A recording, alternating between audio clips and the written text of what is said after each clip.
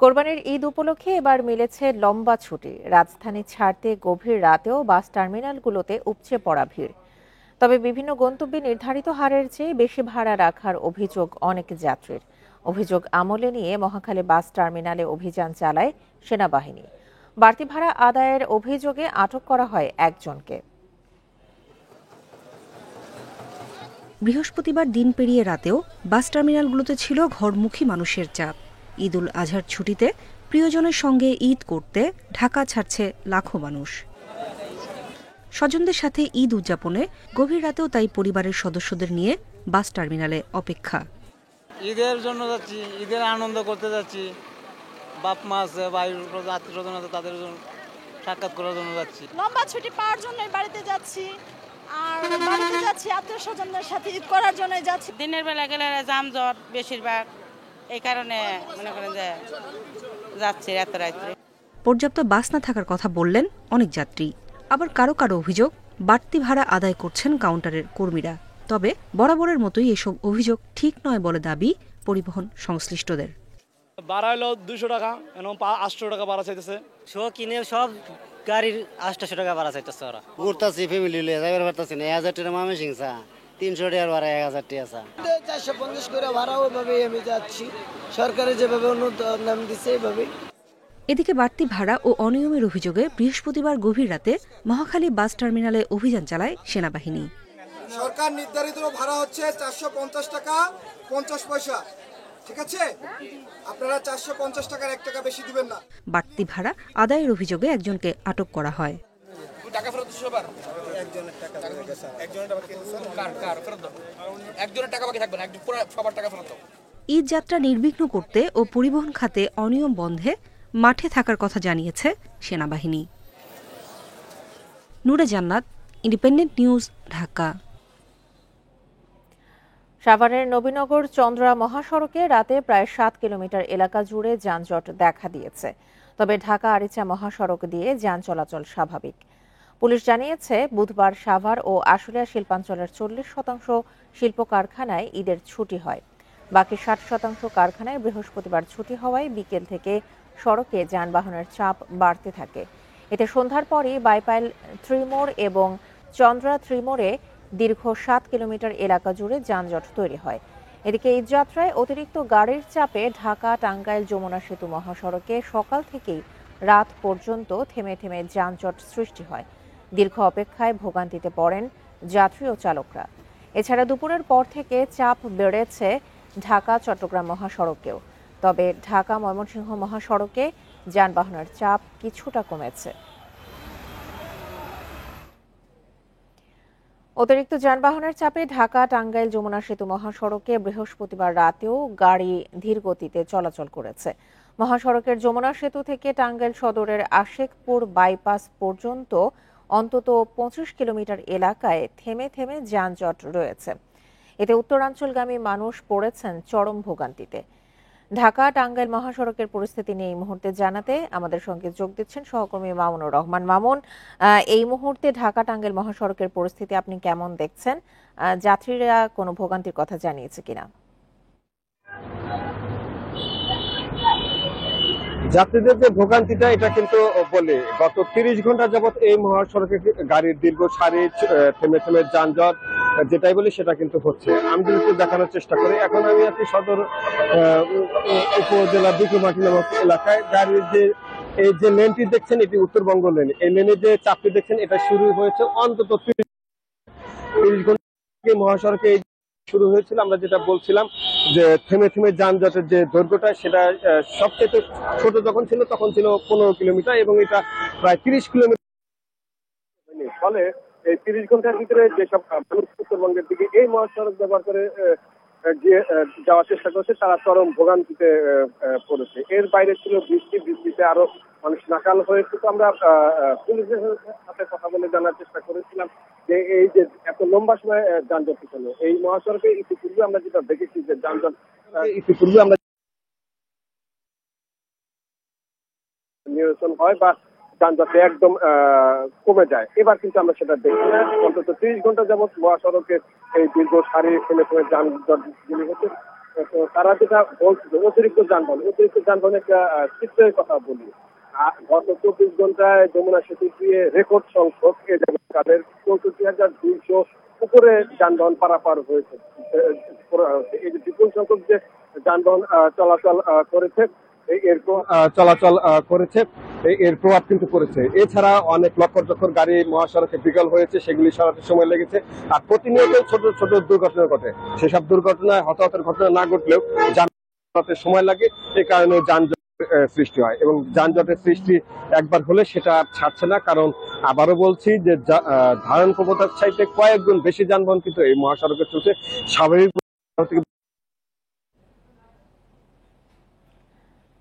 ঢাকা টাঙ্গাইল মহাসড়কের সবশেষ পরিস্থিতি নিয়ে জানাচ্ছিলেন সহকর্মী মামুনুর রহমান। এর আগে বৃহস্পতিবার দিনভর রাজধানীর বাস টার্মিনালগুলোতে ছিল বাড়ি ফেরা মানুষের উপচে পড়া ভিড়। যাত্রীদের অভিযোগ, কৃত্রিম সংকট সৃষ্টি করে নির্ধারিত ভাড়ার কয়েক গুণ বেশি আদায় করা হচ্ছে। এদিকে যাত্রী নিরাপত্তায় আইনশৃঙ্খলা বাহিনীর সদস্যদের বেশ তৎপর দেখা গেছে। প্রিয়জনদের সাথে ঈদ উদযাপনে রাজধানীর টার্মিনালগুলোতে ঘরমুখী যাত্রীর ভিড়। দীর্ঘক্ষণ অপেক্ষা, সময় মতো বাস না ছেড়ে যাওয়া, নির্ধারিত ভাড়ার বেশি আদায়ের চেষ্টা, সব মিলিয়ে যাত্রীদের দুর্ভোগ চরমে। বৃহস্পতিবার বিকেল থেকেই মহাখালী বাস টার্মিনালে বাড়তে থাকে যাত্রীর চাপ। দীর্ঘক্ষণ অপেক্ষা করে টিকিট না পেয়ে বাড়ি ফিরে যায় অনেকে। আমার তো অ্যাকচুয়ালি টাঙ্গাইলে যাওয়ার কথা, এখন হচ্ছে বাস পাচ্ছি না, টিকিটও নেই এদিকে, এই জন্য চলে যাচ্ছি, বাসায় চলে যাবো আর কি। সবচেয়ে বিপাকে ময়মনসিংহগামী রুটের যাত্রীরা।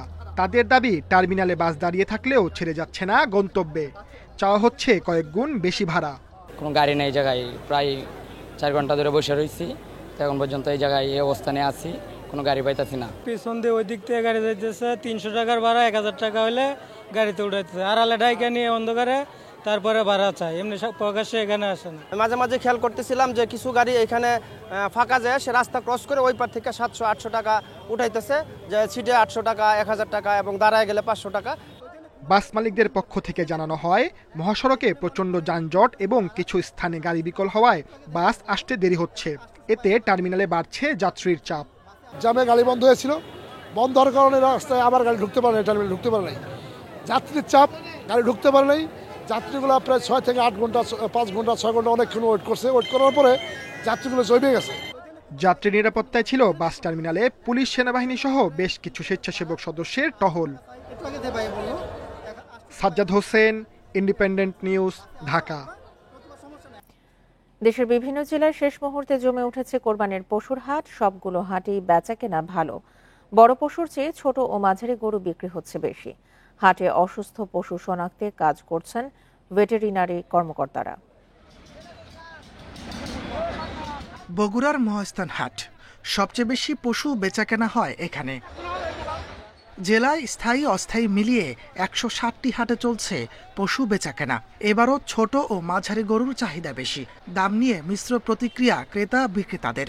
অন্যান্য বছরের তুলনায় এবার একটু দাম কম, যারা কিনতেছে বা আমরা যারা কিনলাম দেখলাম যে মোটামুটি রিজনেবল আর কি। আগের তুলনায় বাজার অনেক কম। একই চিত্র চুয়াডাঙ্গার আলমডাঙ্গার গোকুলখালী হাটে। এছাড়া 9 মাইল হাট ও ডুগডুগির হাট সহ ছোট বড় অন্তত 12টি হাটেও বেচাকেনা ভালো। ব্যাপারীরাও খুশি, আপনার যারা বেঁচে আছে তারাও খুশি। আমি দুটো গরু বেচেছি, গরু বেচে খুশি, গরুতে আমার লাভ হয়ে গেছে। প্রতিটি হাটে অসুস্থ পশু শনাক্তে কাজ করছেন ভেটেরিনারি কর্মকর্তারা। নজরদারিতে আছেন প্রাণী সম্পদ কর্মকর্তারাও। আমাদের 4টি উপজেলাতে ভেটেরিনারি মেডিকেল টিম আছে, তারা ক্রেতা এবং বিক্রেতাকে সুন্দর পরামর্শ দিয়েছে। যেখানে কোনো গরু অসুস্থ থাকে বা কোনো গরু যদি অন্য কোনো পন্থায় যদি মোটাচাপ না করে, আমরা কৃষকদের সেই পরামর্শ দিয়েছি, সেখান থেকেও আমাদের ক্রেতারা সেই পরামর্শ পেয়ে থাকবে। মাদারীপুরের 26টি হাটে ঘুরে ঘুরে পশু কিনছেন অনেকে। দাম নিয়ে মিশ্র প্রতিক্রিয়া তাদের। গাজীপুরে 93টি হাটে বেচাকেনা ভালো। এসব হাটে চাহিদা বেশি মাঝারি গরুর। লক্ষ্মীপুরে ব্যক্তি পর্যায়ে পালন করা গরুর চাহিদা বেশি। আমরা এই গরু বাজারে আসলে গরু কিনতে আসছি আমরা এখানে, তবে গতবারের চেয়ে গরুর দাম এবার মোটামুটি কম। গরুর দাম কম আছে, মানুষের চাহিদা অনুযায়ী গরু দেখতেছে, কিনতেছে। খুলনায় গরুর হাটগুলোর সার্বিক নিরাপত্তায় রয়েছে আইনশৃঙ্খলা বাহিনী। তাপস সরকার, ইন্ডিপেন্ডেন্ট নিউজ। চট্টগ্রামের কোরবানির হাটে এবারও নজর কাড়ছে রেড চিটাগং ক্যাটেল আরসিসি বা অষ্টমুখী লাল গরু। বিশেষ করে দক্ষিণ চট্টগ্রামে দেশি এই গরুর রয়েছে আলাদা কদর। তবে বিদেশি ও শঙ্কর জাতের দাপটে আরসিসি গরুর পালন অনেকটাই কমেছে। জনপ্রিয় এই জাতটি সংরক্ষণে উদ্যোগ নেওয়া হয়েছে জানিয়েছে প্রাণী সম্পদ অধিদপ্তর। খাটো পা, গায়ের রং লাল, ওজন 2.5 থেকে 3 মণ। স্থানীয়রা কেউ বলেন লাল গরু, আবার কেউ বলেন অষ্টমুখী। প্রচলিত নাম রেড চিটাগাং ক্যাটেল বা আরসিসি। সৌন্দর্য আর গড়নের কারণে কোরবানির বাজারে এই জাতের গরুর ভালো চাহিদা। এসব গরু বেশিরভাগই গৃহস্থ বাড়িতে প্রাকৃতিক পরিবেশে পালন হওয়ায় মোটা তাজাকরণের আলাদা ঔষধ ব্যবহারের ঝুঁকি নেই। যে দেশি লাল গরুগুলা ওরা একটু বেশি রাইট সাপোর্ট করে, যেমন ধরো কম টাকার মধ্যে লাল গরু পাওয়া যায়, মানে 80,000, 90,000 টাকা, 1,20,000 টাকা। যেগুলো বড় গরু হচ্ছে বলদ খোঁজ, সেগুলো তো অনেক দামি গরু, 8 মণ 10 মণ গরু, ওগুলো একটু চাহিদা একটু কম। গবেষকরা বলছেন রেড চিটাগাং ক্যাটেলের রোগ প্রতিরোধ ক্ষমতা তুলনামূলক বেশি, চামড়ার মানও ভালো। এছাড়া মাঝারি আকারের এই গরু মধ্যবিত্তের সামর্থ্যের মধ্যেই থাকে। তবে দুধ ও মাংস উৎপাদন বাড়াতে বিদেশি জাতের সাথে সংকরায়ন করায় কমছে এই গরুর সংখ্যা। হাটহাজারীতে একটি আরসিসি গরুর ফার্ম তৈরি করা হচ্ছে এবং কোনো এনজিও বা কোনো প্রতিষ্ঠান কর্তৃক আরসিসি খামারি করা হচ্ছে। তবে এর জন্য আরও সরকারিভাবে অধিকতর উদ্যোগ গ্রহণ করতে হবে এবং মানুষকে উদ্বুদ্ধ করতে হবে। এই দেশি গরুর জাতটি সংরক্ষণে গৃহস্থদের বিশেষ প্রশিক্ষণ দেওয়া হচ্ছে জানিয়েছে জেলা প্রাণী সম্পদ অধিদপ্তর। এর বাইরে সরকারিভাবেও আরসিসি গরু পালনের উদ্যোগ নেওয়া হচ্ছে। আমাদের চট্টগ্রামে যে হাটহাজারী ডেইরি খামার আছে, এটাকে আমরা স্পেশালি এই জন্য তৈরি করতেছি এবং আমরা ভবিষ্যতেও এই জাতটাকে আরও কীভাবে সুরক্ষা দেওয়া যায় সে বিষয়ে আমরা কাজ করতেছি। এবার চট্টগ্রামের কোরবানি বাজারে 20,000 রেড চিটাগং ক্যাটল জাতের গরু এসেছে বলে জানিয়েছেন কর্মকর্তারা। অনুপম শীল, ইন্ডিপেন্ডেন্ট নিউজ, চট্টগ্রাম। ঈদুল আজহার নামাজ উপলক্ষে দেশের বড় 2 ঈদগাহ ময়দান কিশোরগঞ্জের শোলাকিয়া ও দিনাজপুরের গোড়ে শহীদে চলছে শেষ মুহূর্তের প্রস্তুতি। শোলাকিয়ায় সকাল 9টায় আর দিনাজপুরের 8:30টায় হবে ঈদ জামাত। ঈদ জামাতকে ঘিরে নিরাপত্তা ব্যবস্থাকে সর্বোচ্চ গুরুত্ব দিচ্ছে প্রশাসন। কিশোরগঞ্জের ঐতিহ্যবাহী শোলাকিয়া ঈদগাহ মাঠে এবার অনুষ্ঠিত হবে ঈদুল আজহার 198তম জামাত। মাঠে দাগ কাটা, বালু ফেলা, দেয়ালে রং করা সহ শোলাকিয়া ময়দানকে জামাতের উপযোগী করার কাজ প্রায় শেষ। ঈদের দিন সকাল 9টায় শুরু হবে জামাত। দূর দূরান্তের মুসল্লিদের জন্য বরাবরের মতো শোলাকিয়া স্পেশাল নামে 2টি বিশেষ ট্রেনের ব্যবস্থা করেছে রেল কর্তৃপক্ষ। মুসল্লিদের জন্য প্রস্তুত স্বেচ্ছাসেবক ও কয়েকটি মেডিকেল টিম।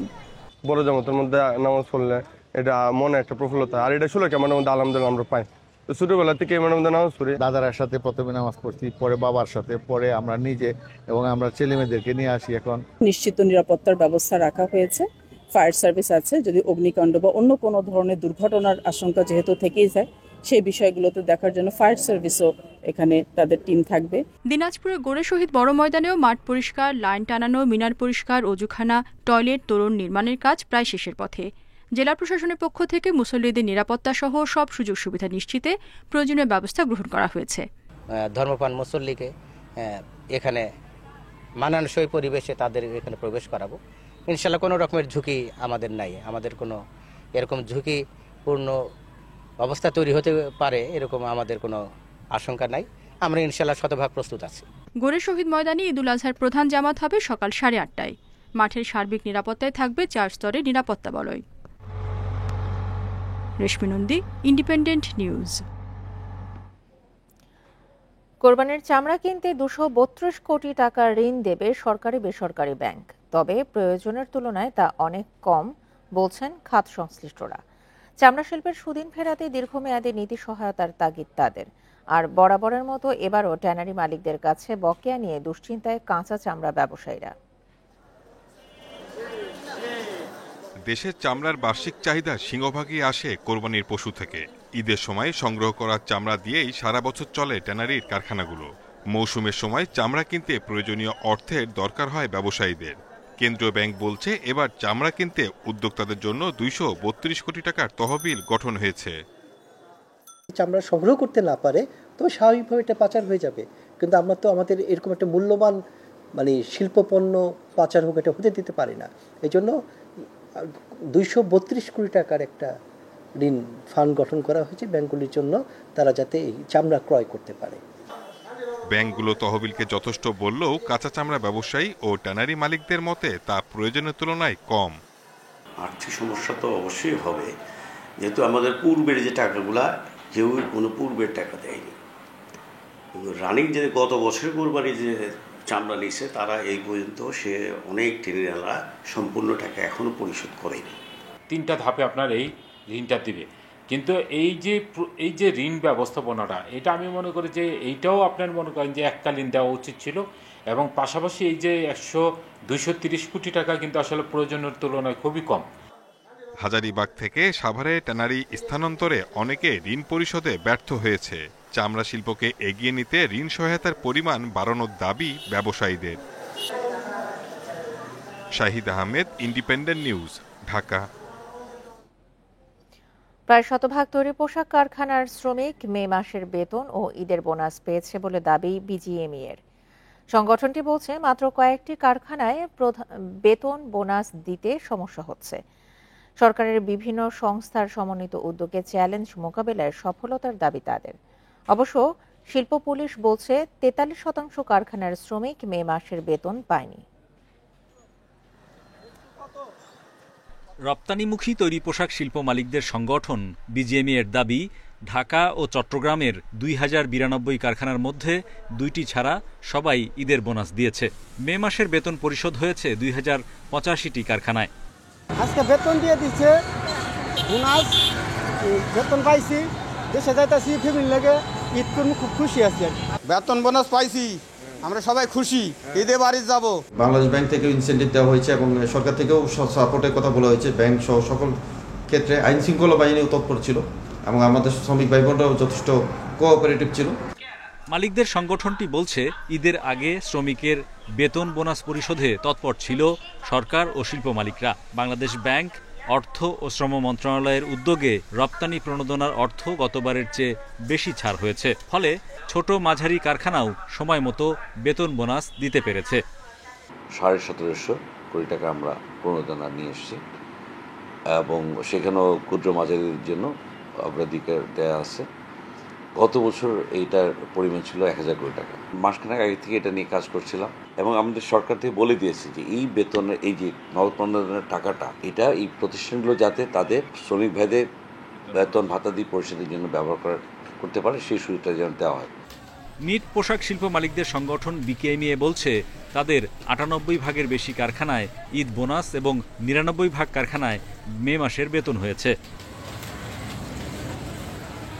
তবে শিল্প পুলিশ বলছে ভিন্ন চিত্রের কথা।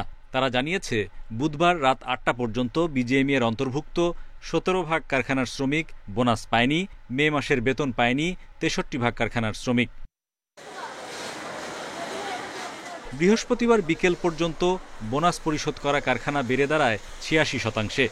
বেতন দিয়েছে প্রায় 57 ভাগ কারখানা। পোশাক শ্রমিকরা সাধারণত 10 তারিখের দিকে আগের মাসের বেতন পান বলে জানায় শিল্প police. Hari Saha, independent news, Dhaka. কোরবানির ঈদ ঘিরে ঘরে ঘরে চলছে মাংসের হরেক পদ রান্নার প্রস্তুতি। চট্টগ্রামের বিবির হাটের মশলার দোকানগুলোতে এখন ভিড় করছেন ক্রেতারা।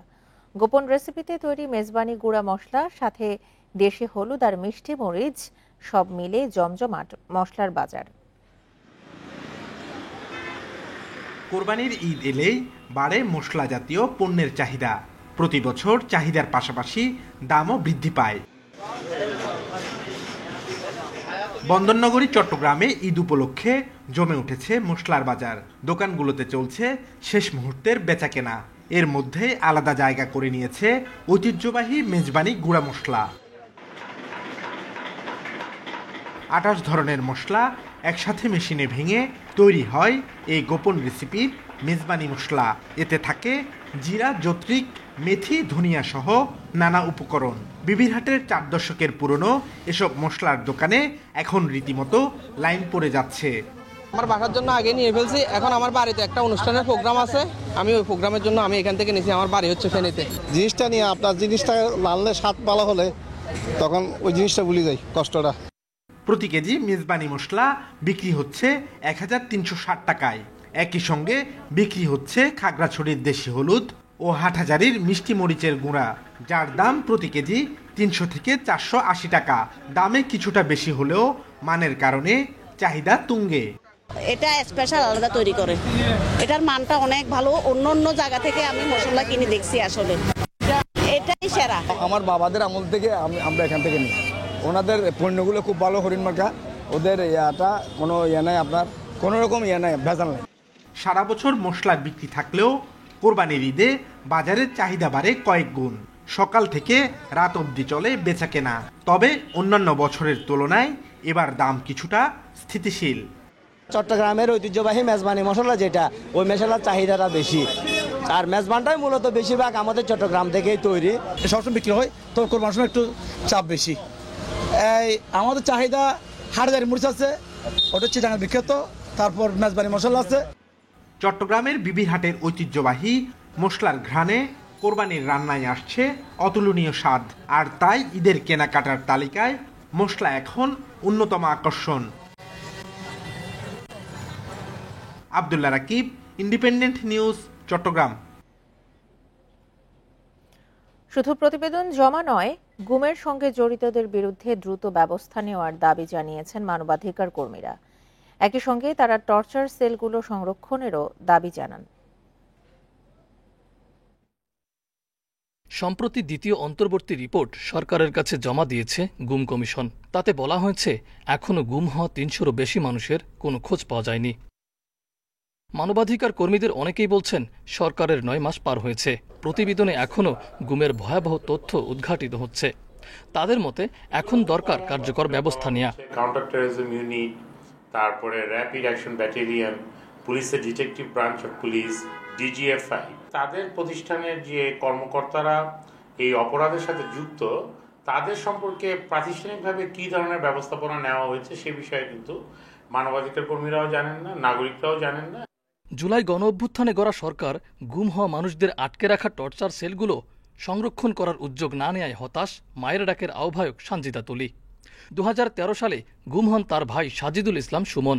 আয়নাঘরগুলা যখন সামনে আনা হলো, তখন বলা হলো যে আয়নাঘরগুলার ভিতরে যে আপনি যথেষ্ট পরিমাণ নমুনা, অনেকের নাম ছিল এবং আইডেন্টিফাই করা হচ্ছে কারা কারা কোথায় ছিল, বাট কিন্তু সেখানে মানুষ নাই। তো সেই মানুষগুলো কোথায়, এটা জানাটা একটা অনেক বেশি ট্রমার মধ্যে দিয়ে কিন্তু এই পরিবারগুলো যাচ্ছে। মামলা পরিচালনায় ভুক্তভোগীদের সহায়তা করার তাগিদ দিয়েছেন মানবাধিকার কর্মীরা। একই সঙ্গে ভুক্তভোগীদের নিরাপত্তা নিশ্চিত করার দাবি তাদের। সত্যতা আমরা এখনো পর্যন্ত উন্মোচন করতে পারিনি, 9 মাস চলে গেছে। মাহফুজার রহমান মিলন, ইন্ডিপেন্ডেন্ট নিউজ, ঢাকা। ঈদের দীর্ঘ ছুটিকে কেন্দ্র করে পর্যটন কেন্দ্রগুলোতে নেওয়া হচ্ছে প্রস্তুতি। এর মধ্যে অনেক হোটেল রিসোর্টের বুকিং শেষ, আগাম প্রস্তুতিও সেরে রেখেছে অনেক প্রতিষ্ঠান। পর্যটকদের সার্বিক নিরাপত্তা নিশ্চিতে সব ধরনের প্রস্তুতি নিয়েছে প্রশাসনও। টানা কয়েকদিনের বৃষ্টিপাতে পর্যটক আগমন নিয়ে শঙ্কা থাকলেও বৃহস্পতিবার থেকে রোদের দেখা পাওয়ায় স্বস্তি ফিরেছে কক্সবাজারের পর্যটন ব্যবসায়ীদের মনে। এবারে ছুটি দীর্ঘ হওয়ায় ভালো ব্যবসার আশায় তারা। এর মধ্যে ৫ শতাধিক হোটেল মোটেলের বেশিরভাগ কক্ষ বুকিং হয়ে গেছে বলে জানান হোটেল ব্যবসায়ীরা।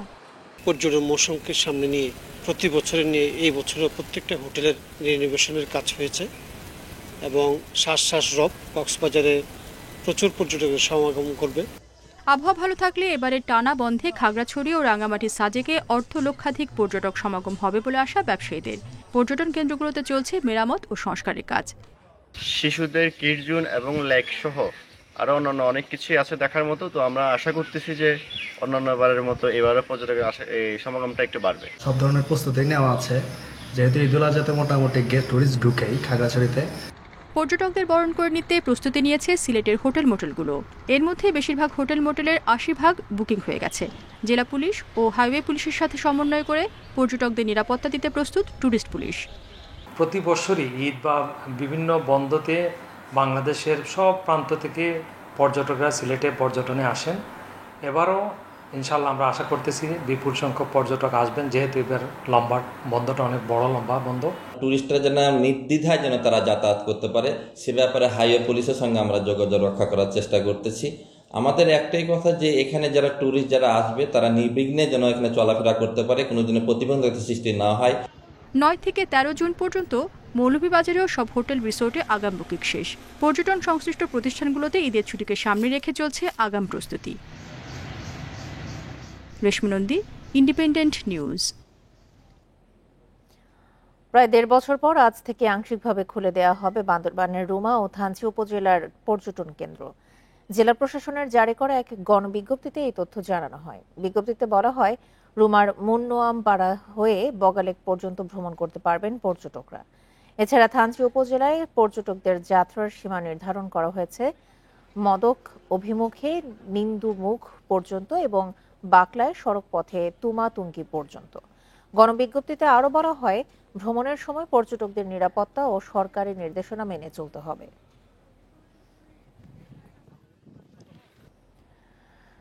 শত শত ভারতীয় নাগরিককে বাংলাদেশি বলে পুষিন করা হচ্ছে। ভারতের citizens for justice and piece এর এক প্রতিবেদনে এই তথ্য জানানো হয়েছে। আসামের 33 জেলার বিভিন্ন জায়গা থেকে এসব নাগরিককে আটক করা হচ্ছে বলে প্রতিবেদনে জানানো হয়। শত শত ভারতীয় নাগরিককে বাংলাদেশি বলে সীমান্ত দিয়ে বাংলাদেশে ঠেলে পাঠিয়ে দেওয়া হচ্ছে। ভারতের সিটিজেন্স ফর জাস্টিস অ্যান্ড পিসে প্রকাশিত এক প্রতিবেদনে এ কথা উঠে এসেছে। সংস্থাটি জানিয়েছে, আসামের 33 জেলা থেকে নারী, শিশু ও পুরুষদের বেআইনিভাবে আটক করে বাংলাদেশে পুশিন করা হচ্ছে। সিজিপির দাবি, 23 মে থেকে আসাম রাজ্যের 33টি জেলায় পুলিশি অভিযান শুরু হয়। এ সময় কোনো নথিভুক্ত মামলা, নোটিশ বা আইনি যৌক্তিক ব্যাখ্যা ছাড়াই প্রায় 300 মানুষকে আটক করা হয়। এর মধ্যে 145 জনকে জোর করে সীমান্তে নো ম্যানস ল্যান্ডে ঠেলে দেওয়ার দাবি করেছে সংস্থাটি। সিজেপির প্রতিবেদকরা বলছে, নোম্যান্স ল্যান্ডে বৈরী আবহাওয়ার মধ্যে একাধিক রাত কাটাতে হয়েছে পুশিন করা ব্যক্তিদের। এছাড়া আটক থাকা অনেকেরই বর্তমান অবস্থা সম্পর্কে পরিবার এবং আইনজীবীদের কোনো তথ্য দেওয়া হয়নি, যদিও প্রায় 150 জনকে মুক্তি দেওয়া হয়েছে বলে ধারণা সিজেপির। আগামী বছর আসামে নির্বাচন, তার আগে বাঙালি মুসলিমদের ইচ্ছামতো তুলে নিয়ে যাওয়া এবং বিদেশি বলে হেনস্থা করার বিরুদ্ধে আসামের কিছু রাজনৈতিক নেতা এরই মধ্যে সরব হয়েছেন। তবে এ প্রক্রিয়া এখনো চলছে বলে জানান স্থানীয় সাংবাদিকরা। Tahmid Abrar, independent news. এই ছিল এখনকার সংবাদে। আমন্ত্রণ পরের আয়োজনে।